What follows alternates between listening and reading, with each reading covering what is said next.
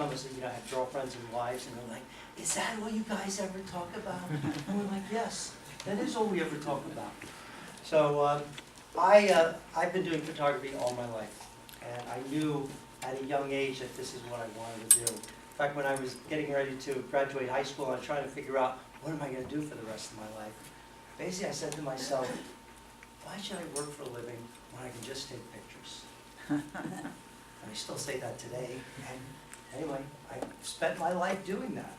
I think like so many people, the way most people got hooked on photography a few decades ago was that the first time you were in a darkroom and you saw print come up in the developer. And what was so beautiful about that moment was that you got to experience the magic of photography, right? Especially if it was your photo and you look at that tray for 2 minutes, you couldn't lift your head up. The only thing you did, you would lift your head up to see if the person next to you was as excited as you were. And that was the moment that everyone got hooked. That was really the magic moment. Because when photography was invented, it was seen as a magical process. I mean, how did this happen? We're looking back at in 1839 when it was invented. People could not believe what was happening. But anyway, I decided I wanted to spend my life doing that. So I went to a few of the schools in New York. I went to the School of Visual Arts. I went to the New School. I went to FIT. And I would take classes on different subjects I was interested in. Then I started to assist with some photographers. And I worked with almost 30 different photographers in New York. I worked as a freelance assistant, and I worked full-time. And one of the greatest things was that I got to work with some really big-name photographers. And at that time, when you're starting to do photography, what's great, because depending on who you work with makes a huge difference. Because if you're working with people at this level, at that point when you're just starting, it's like monkey see, monkey do. You just kind of replicate what you see. So I was so fortunate to get to work with these really incredible photographers. Because back then, back in the 80s, it was like we were traveling with groups of 20 people with hairstylists and makeup artists and 3 or 4 assistants. We'd go away for 2, 3, 4 weeks at a time. It was an incredible, incredible time for photography. But I also got to work with a whole gamut of people where we did fashion photography, portrait photography, food photography, architectural photography. So I got exposed to so many different things. So I sort of was able to see what I do and don't want to focus on. But I really enjoyed the interaction of working with people. I never had an interest in photographing objects and things. I just loved that interaction. So finally, after a while of working with photographers for a number of years, I decided, okay, it's time for me to go off on my own, which I did. And I started to do a lot of advertising work and corporate work. It was all people-oriented, portrait-oriented. It was all black and white work. So it was really great. I mean, in fact, the first job I had, I made so much money I didn't have to work for a year. And I couldn't believe it. Right? I wish I could do that now, but things have changed. But it was really, really terrific. And then I got to a point where I wanted to start working on doing my own projects. Because when you're getting assignments, you're basically doing work for someone else. I get these sketches, and this is what we want to do, and we need room for a copy up here, and then they retouch it, and they do everything else. So it really doesn't become your pictures too much. You're really working for someone else. So the first project I did was a book called Dreads. And I spent 5 years, and I traveled around the world and did a book. It's a book on the history of dreadlocks. So I photographed over 300 people around the world. So I went to Ethiopia, Kenya, Angola, Namibia, Senegal, India, Japan, New Zealand. I mean, it was so much fun. It was so much fun to do. Everything was shot in medium format. I used the Mamiya 6x7, and I did all of the work using the zone system. Ansel Adams' technique of exposure and development, and it works. It's really, if anyone is familiar with that process, but Ansel Adams figured out that it is a scientific process of working with these chemicals in light, and he figured out a systematic way of exposing and developing film that you would always have a great negative to print from. So that book did extremely well. It went into its 8th printing. It sold almost 100,000 copies. And the book includes an introduction by Pulitzer Prize winning author Alice Walker, which was wonderful to get. So that was great. It got worldwide attention. And so I waited a few years, and the second book that I did is a book called Organic, Farmers and Chefs in the Hudson Valley. And that project I spent 3 years working on. I drove over 17,000 miles through the Hudson Valley and photographed 136 of its farmers and chefs. Another important aspect of my work is that I interview all my subjects. To me, I find that it really is half of the project. As much as I enjoy doing the photography, when I interview people, you just learn so much. And in learning that so much, it changes the way I photograph, because they bring you really into a much deeper place. And I start to see where their passion is coming from. So you start to understand, what am I actually photographing? So that project did really well, and that was photographed with this camera. So all of those photographs were taken on glass plates. So I think for that project, I must have shot about 800 glass plates for the whole project. So that was really great. In fact, I just found out from the publisher that that book just sold out. So that was a great thing. And I got some great people to do the writing for that book. Mark Ruffalo wrote a piece for the book. A woman by the name of Gail Buckland, who is a photo historian. She's a curator. She used to be the curator at the Royal Photographic Society of Great Britain, which is probably the oldest and most prestigious photo organization in the world. In fact, she authenticated all of the work of Julia Margaret Cameron, who's probably my favorite photography from the 19th century, who works in this process. So she's an extraordinary person to be able to get. I was thrilled about that. And then also Joan Gussow. Joan Gussow, she's probably in her mid-80s, but she is known as the matriarch of the local organic food movement. So I remember when I went to see her, and I asked her about writing a piece for this book, and she said yes. I felt like I just got the blessing of the Queen. And it was a really beautiful part of the project, because it made me feel that whatever I was doing I was definitely on the right track. Because you think about that, when you're working on a big project, you want to do something that is really true and that represents the people that you're photographing. So that brings me to my latest project, which is a book called Yoga, The Secret of Life. And this project is so much fun to work on, and it was really a life-changing project. And the part of it that was really life-changing was the interviews. Because what inspired me to do this book was seeing yogis doing these extraordinary postures, and doing things that I didn't know were even possible. But what I saw was this incredible, powerful display of what the human body was capable of.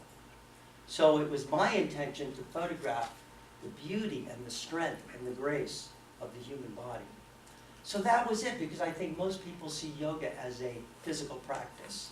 But then as I started to photograph people, and this is why interviewing people is so important, I think the third or fourth person that I photographed, he said he's been practicing yoga since the 1970s. He's been teaching at the Omega Institute in Rhinebeck since they opened.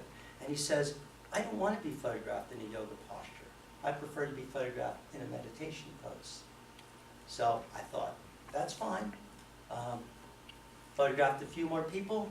Someone else told me the same thing. They said, I don't want to be photographed in a yoga posture. I want to be photographed in a meditation pose. So the project started to shift. And it was kind of interesting because, again, so many people see yoga as a physical practice. And out of the 108 yogis, and these are world-renowned yogis, yogis from around the world, not one person defined yoga as a physical practice. It's a spiritual practice. So I thought to myself, how do I try to capture this feeling of spirituality, this inner feeling, this, you know, it turns out my mantra when I photograph is, don't photograph what's there, photograph what's not there. It's about trying to bring something that's invisible and making it visible. So how do I do that? It's a good question. Our tools become such an important part of what we do. I think here we can see the evolution of photography. Goes back to 1851, modern day. And it was interesting because we've been able to experience the most dramatic shift in photography, because photography has stayed the same for 150 years until the digital age. In 1839, there were two distinct photographic processes taking place simultaneously. In France, Louis Daguerre with the daguerreotype process, and in England with William Henry Fox Talbot, who invented the calotype process. Now, like I said, they were working independently. Neither one knew what the other was doing. But Daguerre's process, the daguerreotype, was a silver-coated copper plate. And it produces one-of-a-kind, very highly detailed image. In fact, to this day, the daguerreotype has the highest resolution than any other photographic process to date. And what's interesting about the daguerreotype process is that it works on a molecular level. So, let me just grab this plate in here, just to give you an idea. So this would be a metal plate, and like I said, it would be coated with silver. And you would have to polish it until it's almost like a mirror. So what would happen is that the plate would go onto a box. It would fit into a box. And there would be granules of iodine. And the iodine would interact, the fumes of the iodine would interact with the silver to create silver iodine. All right? And that's how you would sensitize the plate. From there, they would take it to the camera. They would make the exposure. They would come back. It would sit into another box, and these boxes were made out of wood. They were a little bit bigger. But the development was done with fumes of mercury. It was mercury that was heated to 160, 170 degrees. So it would develop with the fumes of mercury. And then finally, it would get fixed in a very strong solution of salt. And the collodion process and the daguerreotypes look very similar. And the way you can tell the difference is that the daguerreotypes, they look like a mirror. In fact, they're actually very difficult to view. You have to move them around because you see your reflection in it. So that was going on in France. And in England, Fox Talbot's invention was he created the first practical process where a negative was made where you could eventually make prints. Okay? But the thing about his process is that the negatives were paper. They were paper negatives. So he'd create a paper negative, then he would later print it onto paper, and it's collodion. And collodion is a viscous material, which is basically what it is gun cotton dissolved in ether and alcohol. And gun cotton is actually cotton wool, which is dissolved in nitric and sulfuric acid. Fun stuff to play around with. But collodion had two very interesting uses during the 19th century. One, it was used by surgeons. It was used by surgeons to put on wounds to protect it from being infected. So, because when it dries, it's like a piece of cellophane. But the other uses was that it was used for explosives because of its flammability. So, hopefully if you were in the Civil War, you were a soldier, you didn't get a doctor who smoked. Otherwise, you would have a problem. But anyway, the collodion gets mixed with light-sensitive salts, which are iodides and bromides. Now this particular collodion is aged collodion. And the way you can tell it's aged collodion because of the color. Because when I first mix this, it's a pale yellow. And from the day I mix it, it has to sit for approximately 1 week for it to ripen. And it turns this beautiful amber color. It's like this beautiful maple syrup color. So as it ages, you'll start to see it becomes this dark ruby red. So two things happen when this ages. It loses its sensitivity and the contrast increases. So this is one product that just is constantly moving. So the way the collodion process takes place is that I would coat the glass plate with the collodion mixture.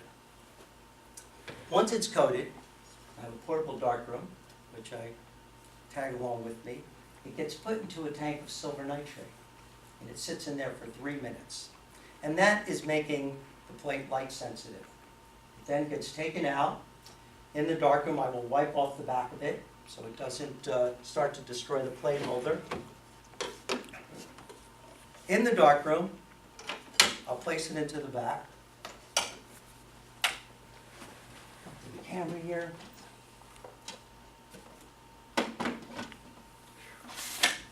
It's in the back.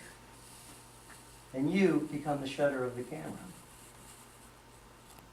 Just take off your lens cap. Put it back on. Then we'll go back to the darkroom.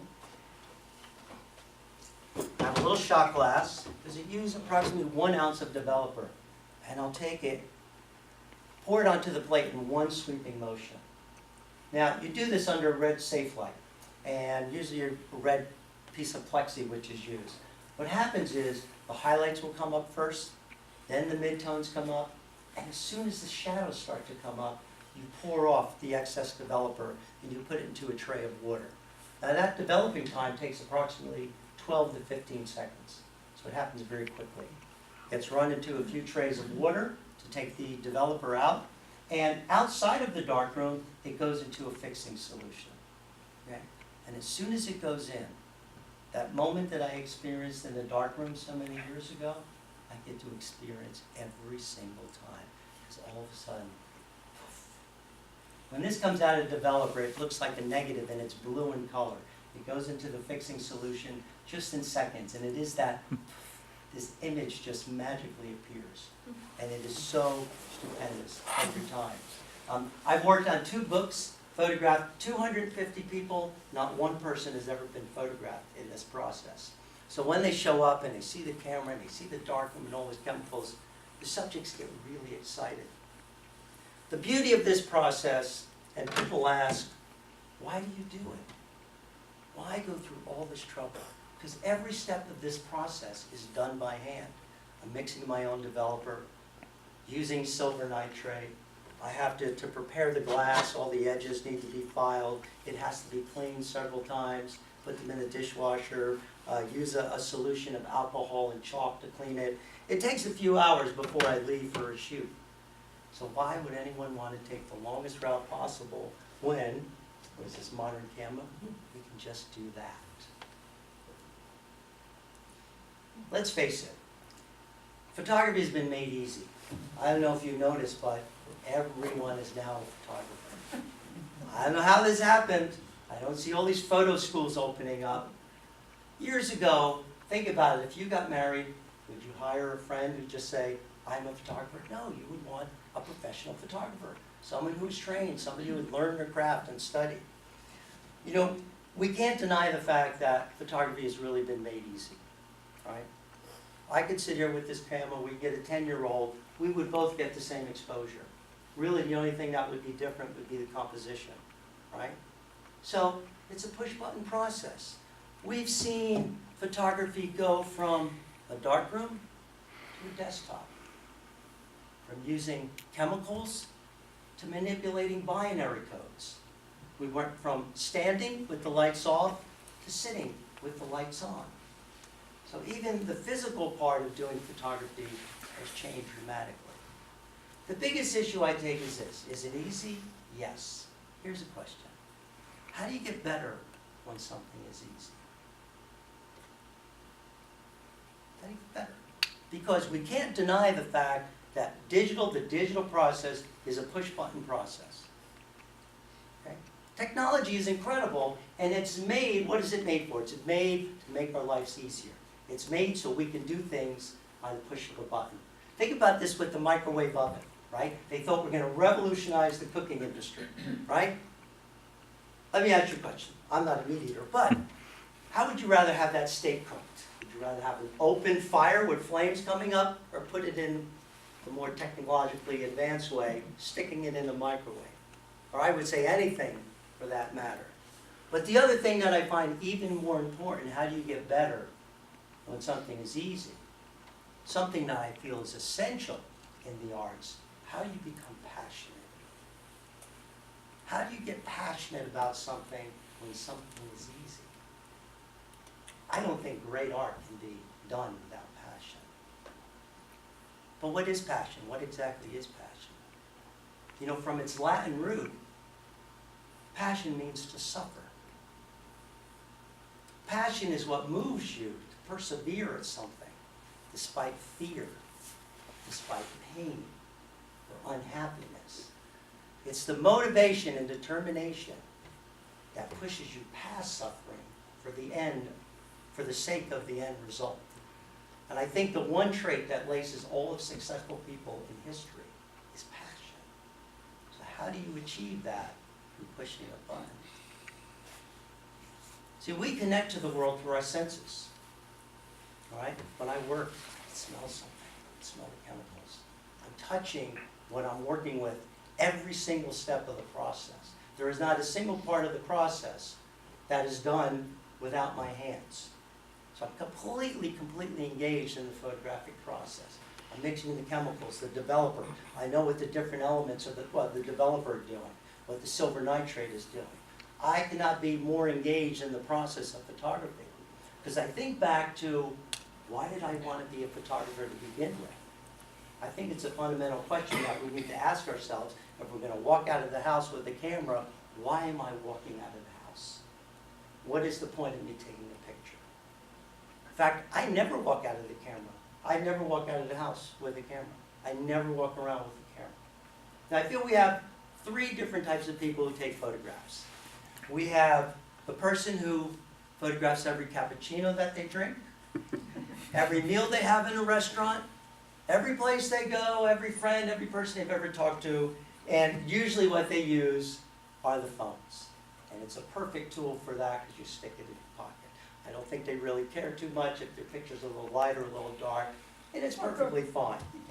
Then you have a photographer who works professionally, okay? Is being hired by a client who tells you, this is what I want. So it's much more technical work. It's really not your work. You're really doing work for someone else. And using a digital camera is a perfect tool for that, because digital camera is very precise, right? It's not gonna, for it to go off, it's pretty slim. You have to break your camera. And even in using Photoshop, everything in Photoshop is very precise. You can duplicate things all the time. And then I think the third type of person, or the third type of photographer, is someone who goes out and just wants to explore and create art and see what comes out of them. Okay? And that's the category that I feel that I fit in. Because for me, the purpose of photographing, it's really a process of exploration and discovery. Before I start working on projects, I will never look at any other, I don't look at anyone's work. Because we start to see things and we want to, oh, maybe I should shoot pictures like that. And I don't want to be influenced by anything. I truly want to see what comes out of me. What naturally, where's my creativity? The creativity comes from inside. I'll tell you, I noticed a huge shift in my work when I stopped photographing from here, when I stopped making the work intellectual, and it all came from here. So when I work, in fact, I tell my subject, what's going to appear on this glass plate today is what happens between you and I and what the universe decides to give us. Now, working in the collodion process, it creates this unknown world for me in so many different ways. Because when I'm taking a photograph, I'm not trying to freeze time. I'm using time as a medium. I'm using time to capture the energy of light, to capture the flow of time, to capture the rhythm of nature. Because here's the difference. Photographing that, and then photographing this.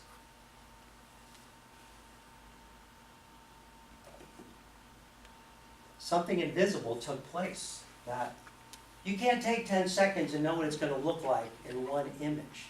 Something else about the collodion process is that it's sensitive to ultraviolet light.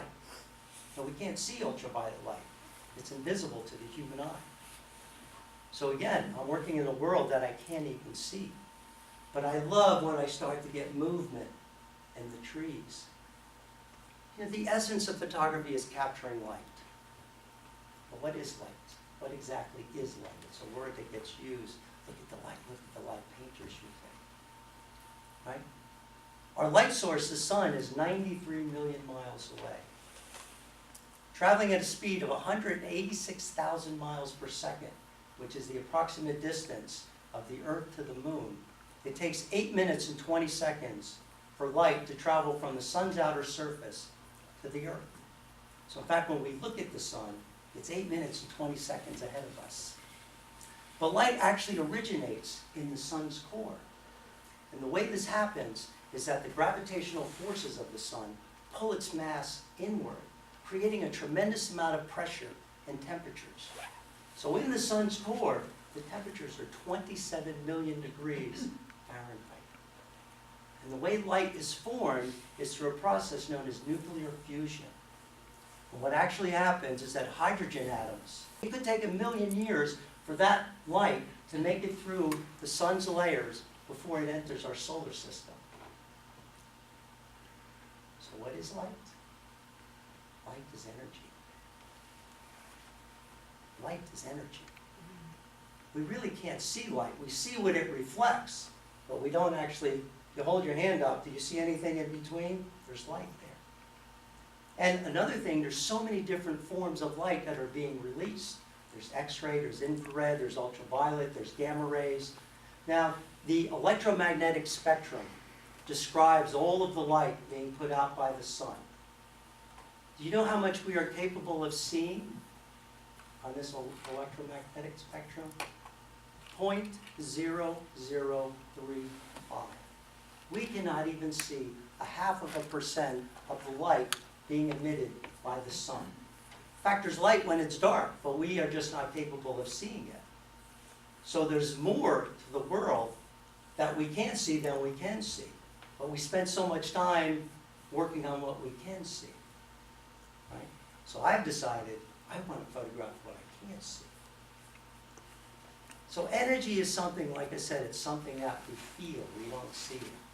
Where do we feel it? We feel it here. And you know, when you sit out in the sun, you're on the beach, you feel the energy of the sun on you. You don't see it, but you feel it. That's why the shift from working here to here changed very dramatically in the way I work. So think about when you photograph, what exactly you're photographing. Stop photographing objects. Start photographing what you feel. And I think you'll see something very different. I think you'll find something much more rewarding. Because as artists, it's like anyone can photograph what's there. I can just take this phone, take a picture of this, it's what's there. No one's going to be excited to see it. It's our job as artists and photographers to interpret it and create a world that we see that is so special and so different. The way we all look different, we can all photograph differently too. That's our job as photographers, to create an unseen world, to make something invisible visible. That's what the cameras are used for. That's the tool that they're used for. Stop photographing what's there. Because like I said, if you have an exhibit, you're going to bore people. No one's going to want to see that work. Something that's very important to me, like I say, I work from here.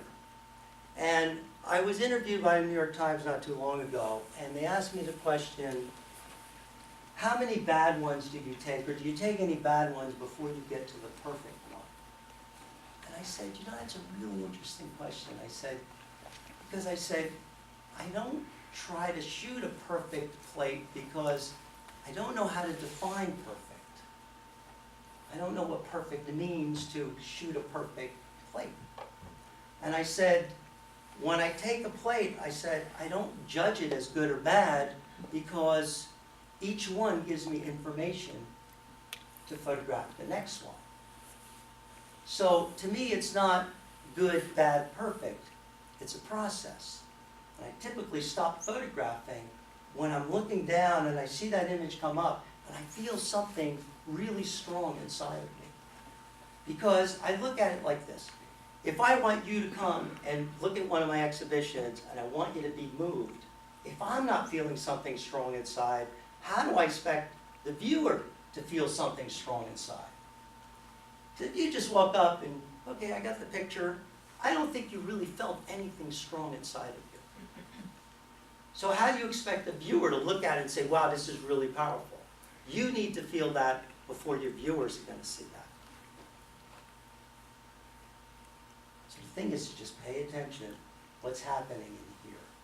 See, our mind works good, bad, perfect.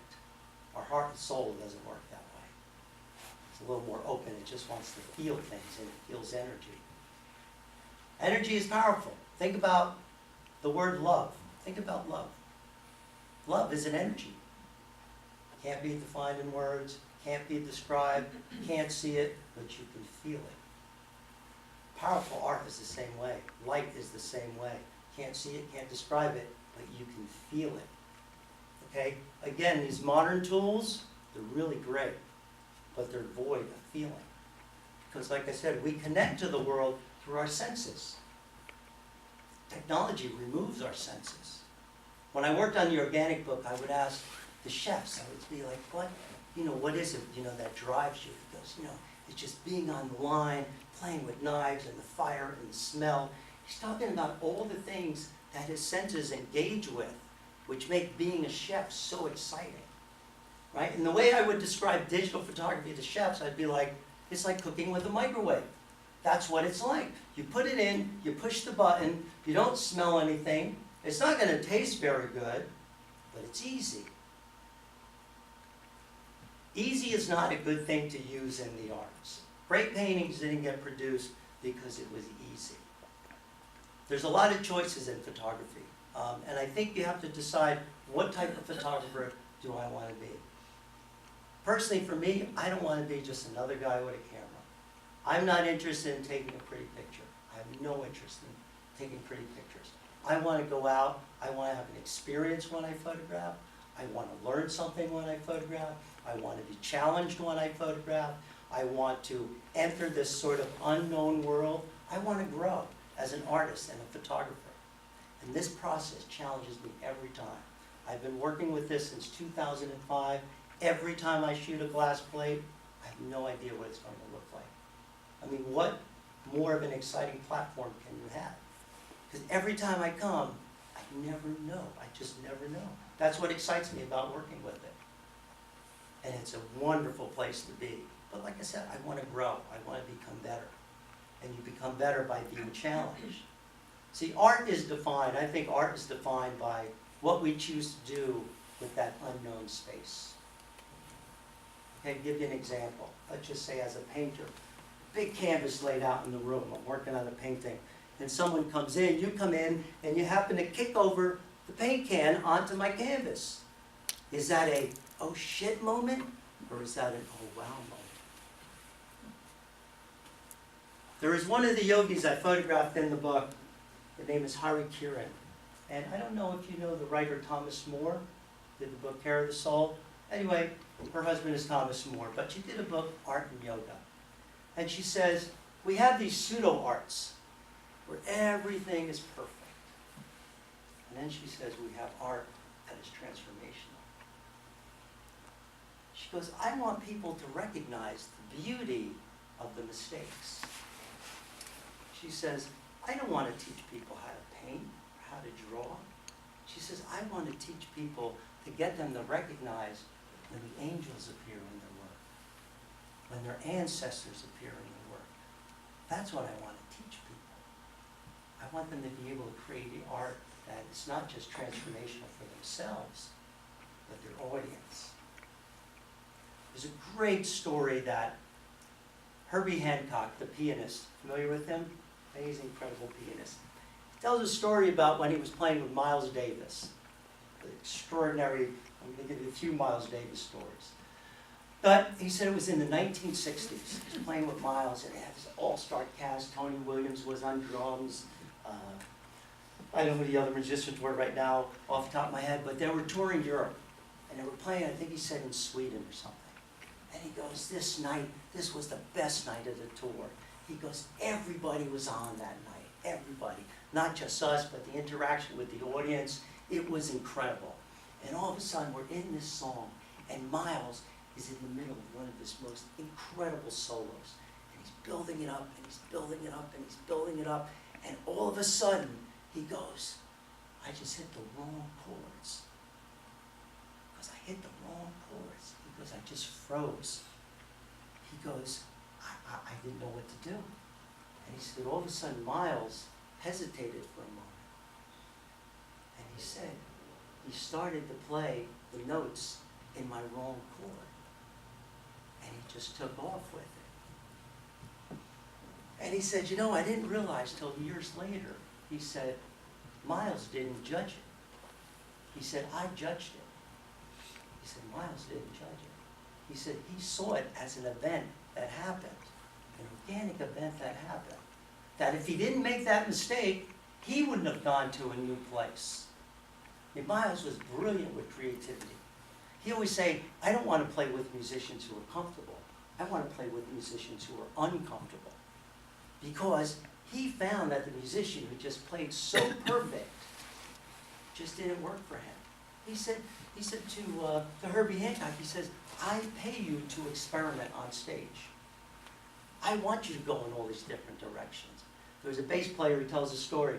So with Miles in the studio and he says, play, Miles got this raspy voice. He goes, play me E, G sharp. So he plays E, G sharp. He goes, no man, play me E, G sharp. He plays again. Oh, come on man, play me, he starts to get angry. Now play me E, G sharp. And he plays it again. At this point, Miles takes something, he throws it across the room. He goes, play me E, G sharp. And he's like, at this point, he's got to play something different. He plays something different, and Miles goes, yeah. Right? It's about finding that new space. That's what we want to do when we go out and photograph. Find that new place. Find that place that you've never been. Photography is about exploration and discovery. Think about working in the process that creates that. I'm sorry to say, but digital cameras and the digital process is too precise. It doesn't make mistakes. When I'm working in this process, it takes approximately 10 minutes from start to finish to take one photograph. Because when I decide to photograph, as I said, I never walk out of the house with a camera. Because when I decide to photograph, that's all I'm doing. I'm completely, fully engaged. That's where I am. I'm going to spend a few hours just doing photography and exploring and being focused on what I'm doing. Because I can't, to me it doesn't work to take a camera, go take a picture, take a few pictures, go have a coffee, come out. I want stuff to start flowing out of me. Okay? Maybe it doesn't happen. Maybe I need to sort of build up to it. But then you kind of get into the groove. Something takes you over. There's a rhythm and there's a flow. And things start to come out of you. And when you get there, it's beautiful. It's a natural high. And when you go out again, I want to get to that place again. Maybe I'm struggling today. I'm not in a good mood today. Once I go out, eventually I get to that place. And it's a magical place to be when things just start coming out of you and you start to discover these little mistakes and these other things that start to happen. Tools make a big difference. The tools that we choose make a huge difference. Like so many things, you can come back. And it's been mostly among younger people who are getting film cameras. I think we see the same thing with music. Now all of a sudden LPs are making a comeback, right? There's nothing like it. There's nothing like it. The whole process of getting the album, taking your nail. Sometimes you cut your nail, you open it up and you see these pictures and you pull it out and there's another sleeve and maybe there's a poster. You're connected to it. You have a connection to it. Instead of here's my iPad, push the button, there's no connection, you didn't feel anything. And I always tell a big issue that I take with photography today is that we are taking more photographs than any time in history, right? People are not printing them. They're not printing them. If you ever touched a photo, if you ever picked up a photo and you put it in your hand, that's been stored in your memory. I guarantee you it's been stored in your memory. When you go clicking through pictures like this, people look at them so fast. And I think about this, and whether it's true or not, I'm not sure. I always feel that the time you take to take a picture is the time you're going to get the viewer to look at your picture. I don't know why I think that's true. I have to say, I love when people come to my exhibit, they're standing in front of pictures and they're looking, and they're looking, and they're looking. And for some reason, they spend a lot of time looking at the pictures, which I get really excited about. I typically don't disturb them to ask them what they're looking at, but I'm going to show you a few photographs and start to talk to you a little bit about some things.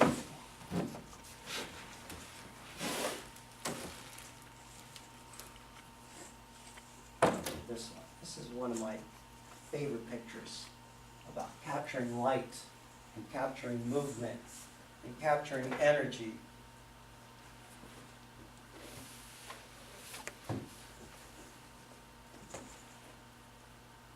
There's something so beautiful about what's happening there. Just the light reflecting on the trees and the movement and the wind. There's four elements that are taking place here. You have the sharpness, this is from the lens, and then you have what's out of focus. Then you have the stillness of the person and the movement in the background. So you have four things, four different elements coming together. The lens that I use is an original lens from the 1870s. It's called a Petzval lens. The Petzval lens was the first lens designed specifically for photography. It was designed in the 1840s. With early photography, with the daguerreotype, the exposures were 10 minutes long, if not longer. So it couldn't take portraits. All right. So the Petzval lens, it was designed by Joseph Petzval. He was a professor of mathematics, and he created a mathematical formula of designing this lens that's 20 times faster than what was available. So now the exposures got down to about 20 or 30 seconds. And this opened up a world for photographers to now be able to take portraits. And the way the lens was designed, being it was for portraiture, and I'm going to bring up another example, since we're talking about portraits.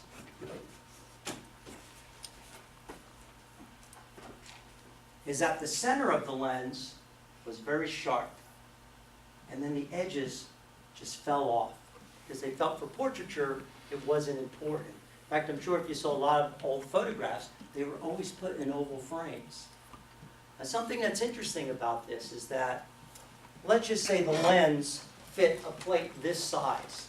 What they would do is shoot small plates to only use the sharp part of the lens.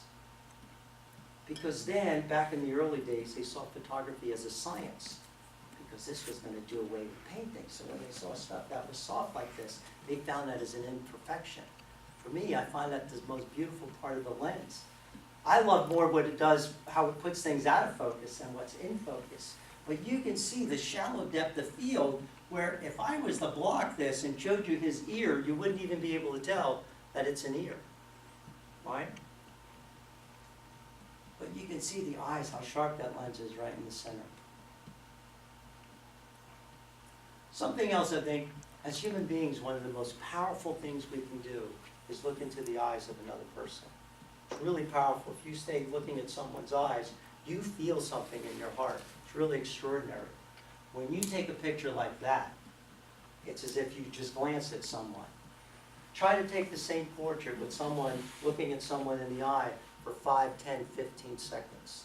It's really powerful, because I can't tell you how many people who know him have stood in front of this picture, really for minutes, for a long time, going, this is so powerful, there's something in this picture. It's that energy, it's that exchange of energy that takes place. I think we have to think about that. It's something that I learned from the yogis, is that everything is energy. Light is vibration, sound is vibration. We exchange energy as human beings. And we can do that through our cameras. When we look at objects, when we look at a landscape, there's an energy that is resonating. That's what you need to pay attention to, because you will feel that energy. Stop trying to see so much and be so intellectual, and see what you respond to. Perfect should not be part of your work. Art is made to explore. Sally Mann, her assistant was asking her, she said, I need to get a lens. What kind of lens should I get? She's like, just go into an antique store, whatever lens you find, just buy it. And just try it. Okay? If you have fingerprints on it, there's dust in it, leave it alone. Don't touch it. Why does it need to be so perfect? I find perfect is boring. And again, I can't define perfect. So if we're striving for something perfect, think about, what does that mean? There's a lot of fundamental questions we need to ask ourselves. What am I trying to produce? Then take those words and define them, to see if you're actually achieving those things.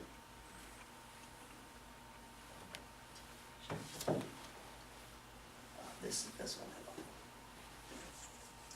Now it's interesting how this is the same lens. That when you pull back, it starts a vignette a little bit. This was great. This is just the wind moving the leaves around. It's picking up the reflections of the light. And I love when it does that, because I could never tell what that's going to look like.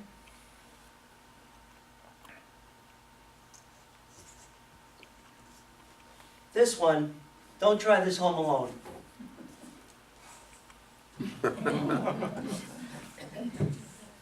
This was an extraordinary picture, and he was just so brave. Temperature was about 30-some degrees this day. It was so cold.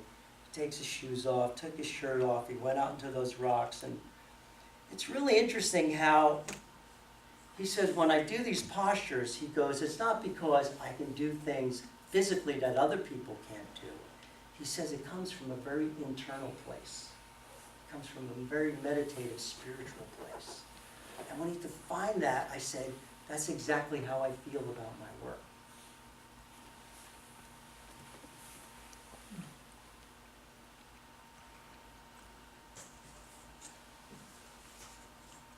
And in a way, it's funny how when some of the yogis talked about me, they would say, you know, it's like it's your yoga practice. Because the yoga practice is something that's internal.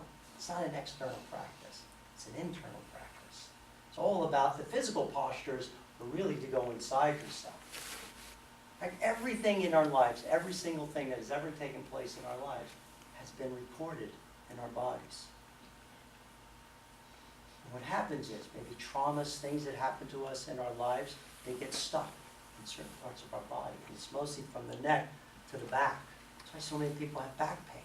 You might be going through a stressful period, and believe it or not, something from 30 years ago, all of a sudden, believe it or not, it's inside of you somewhere.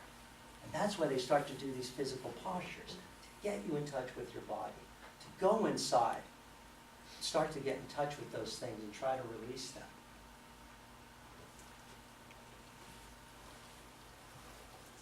When I originally started, it was photographs like this that I was really interested in taking. It's just really capturing the beauty and the grace of the human body. And I think these two pictures are really the prime example of how the work evolved from coming from a more physical to sort of a more spiritual, ethereal place.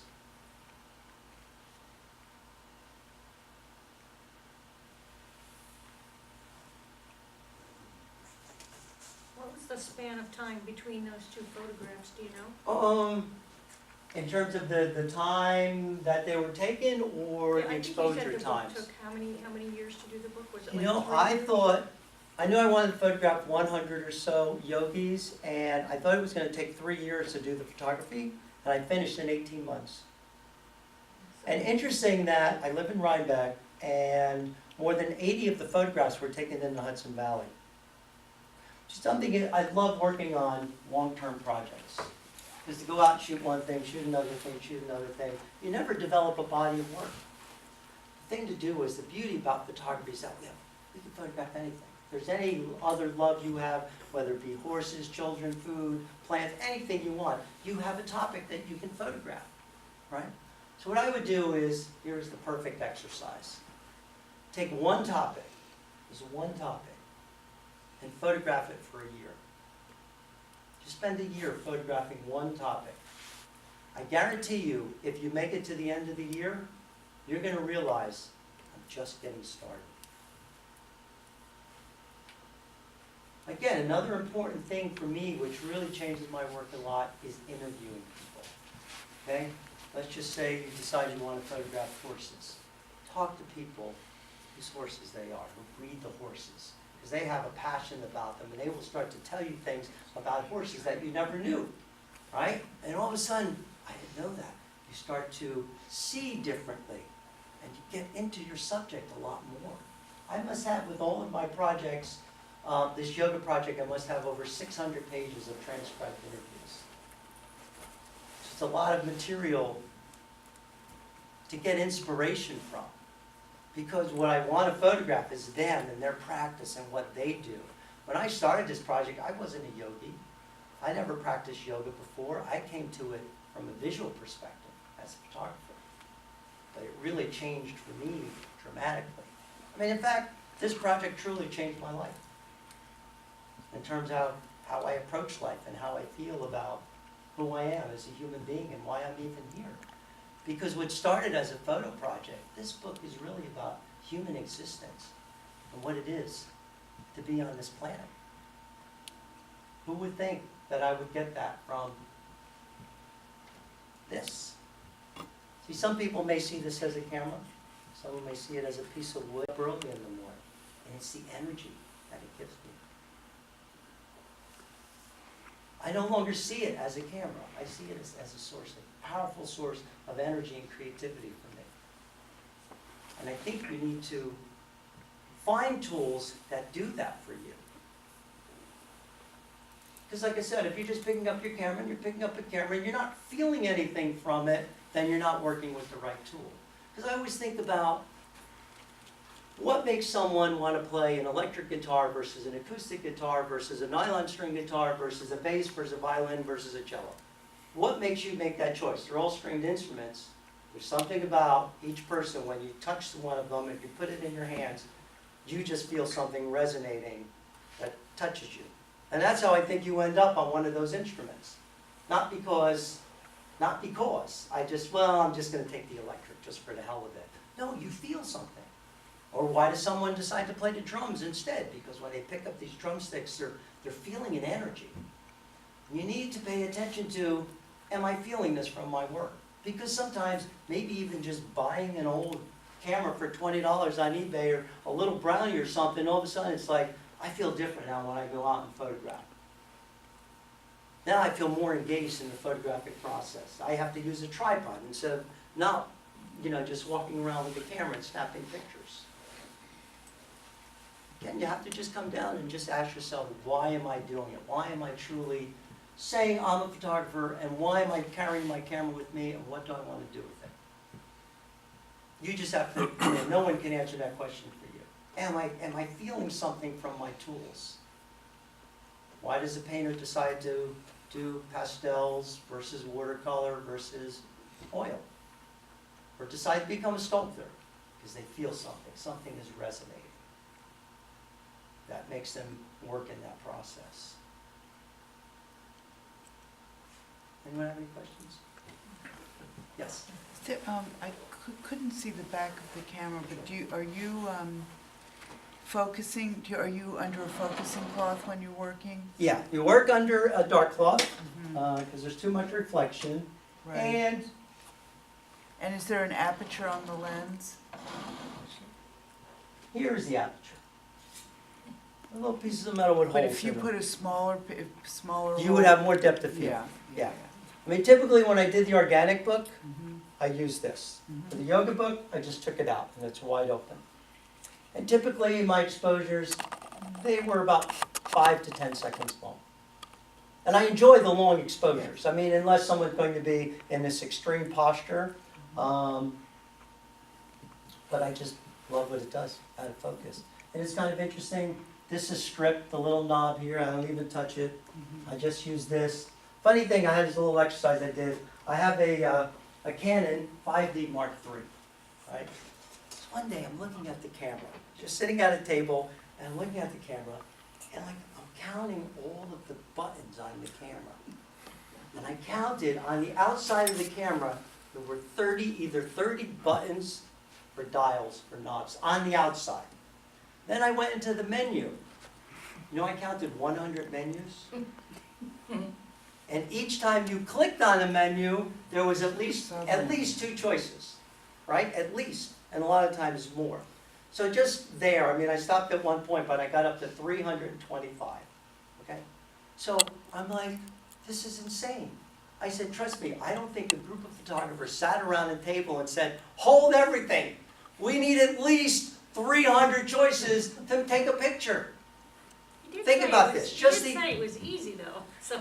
Think about this in the evolution of the camera. We went from here. Then in the 1930s, the Leica camera came around, right? We had a shutter speed. We had an f-stop. You'd advance the camera, and you would rewind it, okay? They didn't have an exposure then. We move a little bit more. We look into the great cameras of history, the Hasselblad, the Rolleiflex. Shutter speed, f-stop, advance, rewind, and maybe they had an exposure dial. So how do we go from 1 to 5 to hundreds? to hundreds. I mean, there's hundreds of choices. I get so confused, and the reason I bought this camera is because it says it focuses faster. Do you ever look into focusing, go in the menu, they have people running, they have people on bicycles, they have people doing aerobics, whatever they're doing, and then when you click on one of those, they still have more choices for you. Okay? Honestly, it gave me a headache. I said, this is completely insane. And one day I went out and I did a little test, right, to see. I couldn't tell the difference between any of them. They all looked exactly the same to me. Okay? So, again, my point is when I go out, this is it. This is my whole movement here. Screw this little knob in the back, move it back and forth, and I'll take this off the camera. That's it. That's all my mechanical things. Those are all the choices I need to make. Right? And they're not even choices, really. But think about the tools you work with. Get some old camera, really. Just go to an antique store. If you're thinking about using your 4x5 again, pull it out and use it. Because if you find yourself stale in your work in any way, it's time to change your tools a bit. Find some cheap lens. Don't spend a lot of money. Everyone talks about this. It cost me, this camera is cheaper than any digital camera on the market. To have this camera built. Right? I don't know why cameras got so expensive. You know, all of a sudden $3,000, $4,000. It's a false economy. Photographers can't even afford them. Right? It's a false economy. It is false economy. You know, it's funny, I went to the photo show and you see the Leica counter there. Okay, Leicas now are like outrageous. And I'm like, what are you doing here? I said, photographers can't afford your cameras. I said, doctors can't even afford your cameras anymore. The only people who can afford your cameras are actors. Yeah. Right? And it's only good for a few years, and then you're going to like tell me I need another one. The only time I get to use it was if I go to the photo expos, walk into the professional section, they go, hey, you want to photograph a model with this new Leica? Yeah, sure. Yeah, that was great. See you later. And that's it. And the same thing with the menus you're talking about. I don't know a professional photographer who doesn't take their digital camera and put it on manual, autofocus off. That's it. They just go with the ISO and yeah. And see, I thought, I mean, of all my friends, I was the last one to buy a digital camera. I just like, the only reason I bought one is because then I had clients who wanted digital files. So I was forced to do it. The only time I touch my digital camera is if I'm getting paid, period. I never think I'm going to go out and take pictures today with it. You know, listen, if it's something that you resonate with and you can feel something from it, then by all means, use it. Again, you know, these are questions you need to ask yourself. If you don't, I think it's time to look for a different tool. So instead of playing the electric guitar, maybe the acoustic guitar might be better for you. Or you might want a nylon string guitar. Maybe, who knows? It will spark something inside of you to maybe start working a little bit differently. Instead of working so fast, slow down. I love working in a very slow process. I don't like working fast. Because I always think when, oh, I went out and shot 1,000 pictures. Well, how did you have time to like absorb and think about those 1,000 pictures? I mean, that doesn't mean anything. I come home, I'm like, oh, I shot 4 plates today. And I was gone for like 6 hours. And I'm perfectly okay with that because I really like slowing down and just being completely absorbed by what I'm doing. Not everyone likes working slow. I do. I like just being engaged and, you know, engaging my subject. Because again, it's about an experience. It's like when I leave, I want to have stories about my work. Because when you want to show your work, you need to have stories. When you're working really fast, you don't have any story. I took a bunch of pictures and I left. Well, where's your story? I have a story. Somebody asked me, you know, do you have a favorite one? I said, no. I said, each person I had this incredible experience with, and there's a story behind every photo session that I have. That's what I want to walk away with. Something to think about. Because like I said, when you go in a gallery and somebody's staring at your photo, it's like, how am I going to get this person engaged in this picture even more to think, hey, I want to buy it. I like that story. I want to buy it.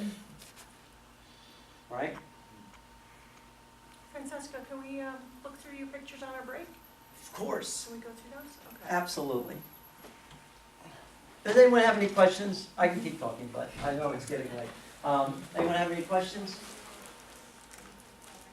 How did you get your subject? Was it your own idea or Yes. for publishers? Yeah. See, and that's funny too, because not being a yogi, I kept asking myself, why did I choose yoga? I mean, I've never practiced yoga in my life, and I thought, do I really want to spend a few years working on something I really don't know anything about?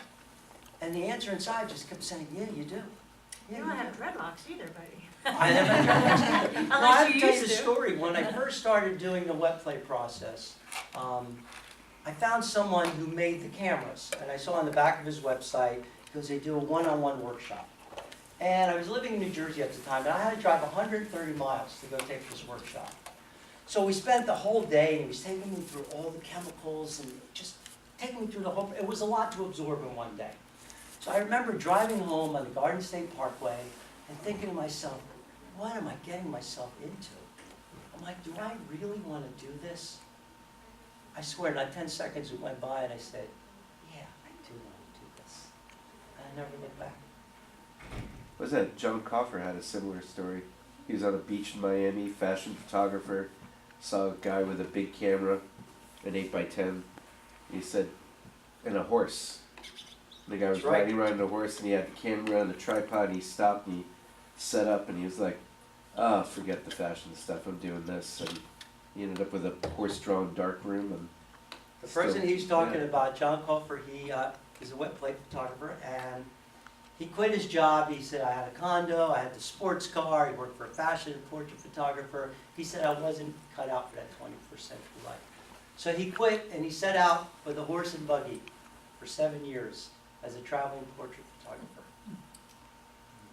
He had his horse, Brownie, who Yeah, recently passed Brownie, away not too yeah. many years ago.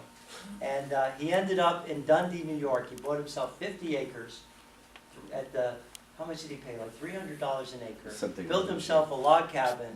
He has no running water, no electricity. Tried to take a workshop with him. Sold out. Yeah. But, yeah. That's right. He's It's crazy really guy. great. I've been up there quite a bit, and every year he does, it's called the Wet Plate Jamboree. And you get invited if you are a practitioner or if you've taken a workshop. And for 3 days, photographers come from all over the country. They drive out from San Diego, from San Francisco, people have come from New Zealand, from England, and we just camp out on his farm for 3 days. And everyone has their setup, and it's just an exchange of ideas. And it's really so much fun because you're with a group of people who are completely obsessed with photography. Everyone there has decided to take the longest route possible to take a photograph. And it is so inspiring. Like when you leave, your adrenaline is pumping and makes you want to just go do work. And we need to feel that when we go out to take pictures. So my suggestion is, say to yourself, I don't just want to be another person with a camera. A camera is an incredible, incredible tool. I hope within my work that I can uplift people and empower people in the way and share the voices of the people that I photograph. And I really want to make a difference in the world with my work. It's not something I feel is going to happen if I'm just working really fast. We all have things, I'm sure, within our lives and our community that we don't feel good about, that through our photography we can bring attention to and make a difference in the world. That's really what the camera is for. It's what it does to us and what we can give back. And what it gives to us, like I said, if we're not receiving anything, we really can't give anything back. So we need to feel it first, because what we feel is all going to show up in your photographs. Like I said, energy is not something you see, it's something you feel. So it's just a matter of changing your vocabulary when you go out to shoot. Forget about good, bad, perfect, and start thinking about, how do I feel? How do I feel? Am I feeling something? Is something resonating with me? So anyway, thank you for having me here today. Take a look at these photographs. I have books, I have signed books which are available for sale. If anyone is interested, starting in May, I'm going to be giving collodion workshops, 1 to 2 day workshops. If you have any questions, I'll hang out. Thank you You very guys, much. okay, thank you. All right, we're gonna take like a 10-15 minute break. Thank you, Break, pleasure, we're gonna go pleasure, back. thank you. We've got a couple of different books up here. One is Vivian Meyer, I don't know if you guys are familiar with her.